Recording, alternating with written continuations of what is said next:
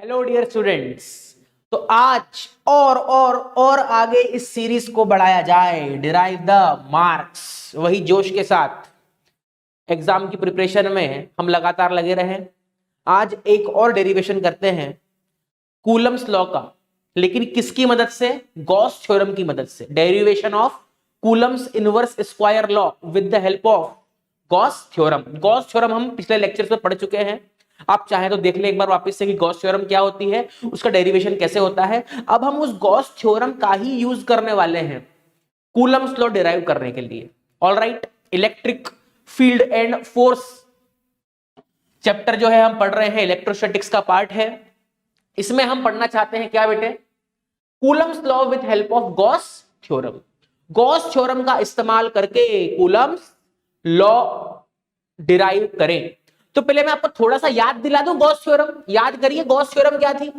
Gauss theorem ये थी कि अगर हमारे पास एक क्लोज्ड गॉसियन सरफेस है और उसके अंदर जो भी चार्ज है क्यू इन, तो जो फ्लक्स निकलता है इसके थ्रू वो क्या होता है? Integration of E dot DS, या फिर इसी को लिखने का एक और तरीका क्या था बेटे? क्यू इन अपॉन में एप्सिलॉन नॉट। ये हमारी गॉस थ्योरम थी। ठीक है, कि किसी भी सरफेस के थ्रू जो फ्लक्स निकलता है, जो फ्लक्स पास होता है, net flux, that is nothing but Q in by epsilon naught. All right बेटे, तो अब हम इसी गॉस थ्योरम का इस्तेमाल करके कूलम्स लॉ यानी कि के Q1 Q2 bye are square derive करना चाहते हैं। ठीक है, तो समझते हैं। आइए, मान लीजिए हमारे पास कोई चार्ज है Q, हमारे पास कोई चार्ज है Q। तो हमारी स्टेप क्या होगी? हमारी पहली स्टेप होगी कि इस चार्ज से r दूरी पर इलेक्ट्रिक फील्ड निकाल ली जाए। सबसे पहला काम ये। तो हम चाहते हैं कि इस चार्ज से r दूरी पर क्या निकाल लें? Electric field. अब r दूरी पर अगर आप इलेक्ट्रिक फील्ड निकालना चाहते हो तो इलेक्ट्रिक फील्ड निकालना है तो गॉस थ्योरम की हेल्प लो। ठीक है, तो आप सबसे पहले क्या करो? आप सबसे पहले बनाओगे गॉसियन सरफेस। क्या बनाओगे? Gaussian surface. तो हम क्या लिखेंगे? let us consider this charge Q, and we want to find electric field, at a distance r, r। हम इस r दूरी पर पहले इलेक्ट्रिक फील्ड निकालना चाहते हैं। तो r दूरी पर अगर आप इलेक्ट्रिक फील्ड निकालना चाहते हो तो हम क्या बोलेंगे? Let us draw a Gaussian surface. Okay, let us consider a Gaussian surface. Let us consider a Gaussian spherical surface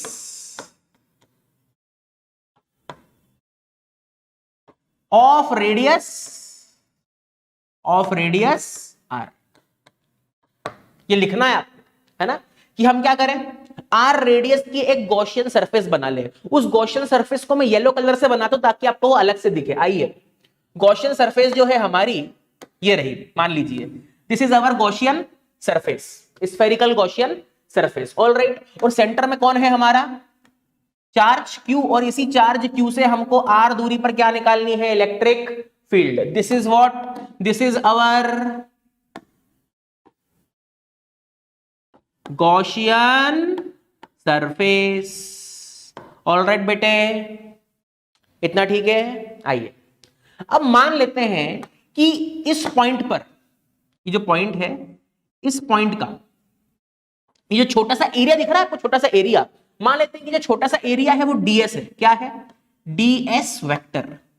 ऐसा होगा क्योंकि direction of area is perpendicular to surface. और मान लेते हैं कि इस पॉइंट पर जो इलेक्ट्रिक फील्ड है ना, वो कितनी है? E vector. ऑलराइट, तो अगर हम ध्यान से देखें तो E और ds दोनों के बीच का एंगल कितना है? 0 degree. Angle between E and ds is 0 degree because both are parallel.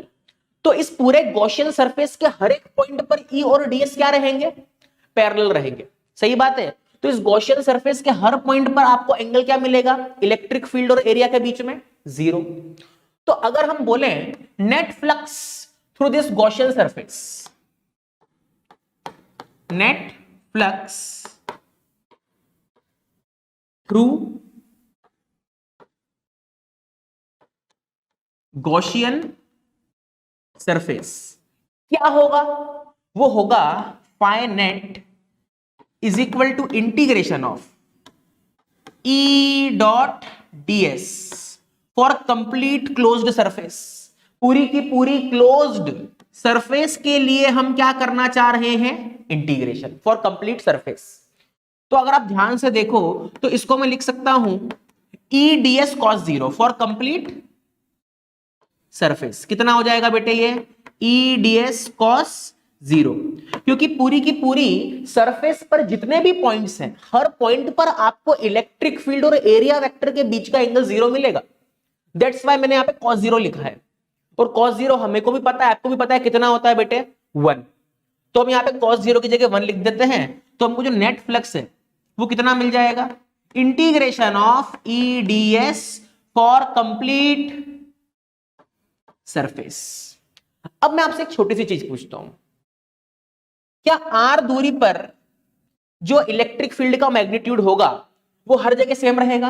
हाँ, जितना इलेक्ट्रिक फील्ड का मैग्नीट्यूड यहां रहेगा उतना ही यहां रहेगा, उतना ही यहां, उतना ही यहां, उतना ही यहां, उतना ही यहां, उतना ही यहां, क्योंकि हर पॉइंट स्फीयर से, सॉरी हर पॉइंट चार्ज से सेम दूरी पर है। कितनी, आर।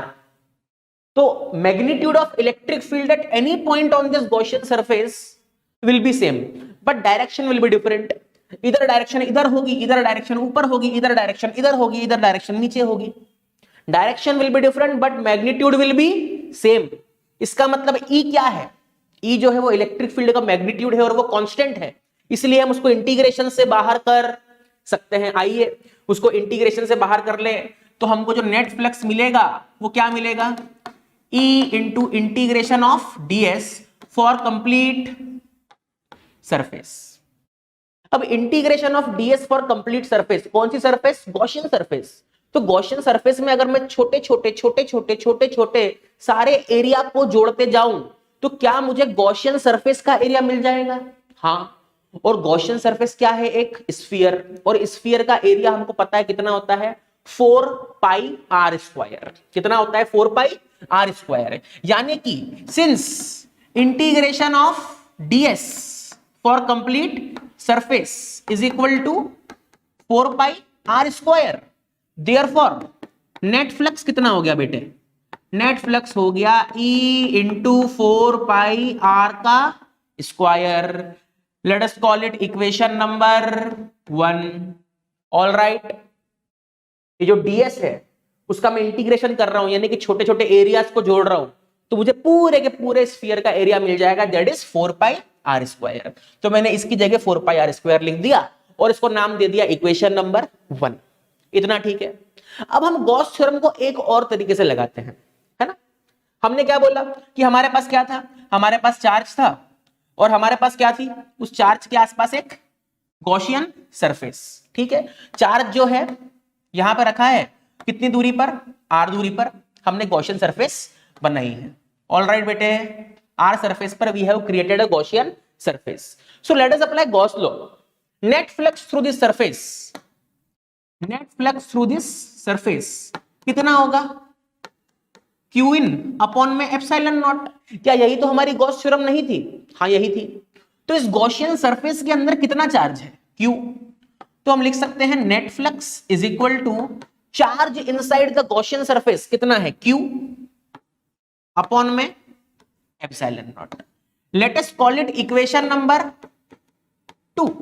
Equation number 2।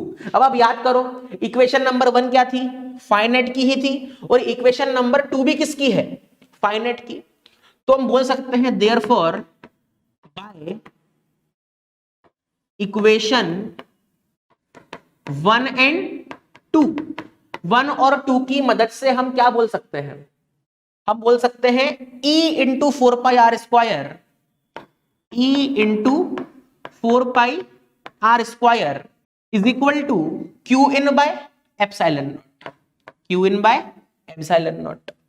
अब एक काम करो, इस 4 पाई आर स्क्वायर को सामने ले जाओ तो कितना मिलेगा आपको, E is equal to 1 upon में 4 पाई आर स्क्वायर और साथ में Q bye epsilon naught.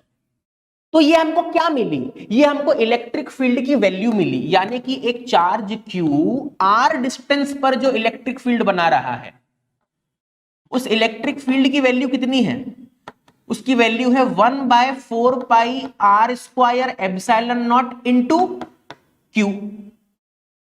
All right, अब अगर हम इस पॉइंट P पर, अगर हम इस पॉइंट P मतलब जहां पर इलेक्ट्रिक फील्ड निकाल रहे हैं, वहां पर एक चार्ज और रख दे Q not. Let us now place a charge Q naught at point P, at point P. Therefore, force on the charge Q naught will be F is equal to Q naught into E. याद कीजिए, F बराबर QE होता है किसी भी charge पर force, अगर उस चार्ज को इलेक्ट्रिक फील्ड E में रखा जाए। तो ये जो चार्ज है Q नॉट, जिसको हम पॉइंट P पर रख रहे हैं, वहां पर इलेक्ट्रिक फील्ड कितनी है, E। तो फोर्स कितनी होगी, F बराबर Q नॉट इंटू E। तो हम बोल सकते हैं F बराबर Q not into what is E? E is nothing but Q upon में 4 pi are square epsilon not. तो हम बोल देंगे यहाँ पे Q अपॉन में 4 pi are square epsilon naught. All right, now let us rearrange this. इसको थोड़ा सा रीअरेंज करा जाए तो फोर्स क्या मिलेगी, 1 अपॉन में 4 पाई एप्सिलॉन नॉट को अलग कर लिया जाए, Q नॉट Q को अलग कर लिया जाए और नीचे क्या लिख लिया जाए, आर स्क्वायर। तो ये चीज क्या है, this is nothing but Coulomb's inverse square law, Coulomb's inverse square law. यानी कि हमारे पास यदि एक चार्ज Q है और उससे R दूरी पर यानी कि P पॉइंट पर एक और चार्ज Q नॉट रख दिया जाए, तो उस Q नॉट पर लगने वाली फोर्स होगी 1 अपॉन में 4 pi epsilon naught Q naught by R square, which is nothing but Coulomb's inverse square law, जिसको हमने डिराइव किया है किसकी मदद से, गॉस लॉ की मदद से, गॉस थ्योरम की मदद से। ऑल राइट, तो पूरा डेरिवेशन ढंग से नोट कीजिए, अच्छे से लिखिए, वापस से देखिए, समझ नहीं आया तो समझ में आ जाएगा आपको अगर आप ढंग से देखेंगे तो। ऑल राइट बेटे, तो आप अपनी प्रिपरेशन जारी रखिए, नेक्स्ट टाइम मिलेंगे नए डेरिवेशन के साथ, तब तक के लिए थैंक यू।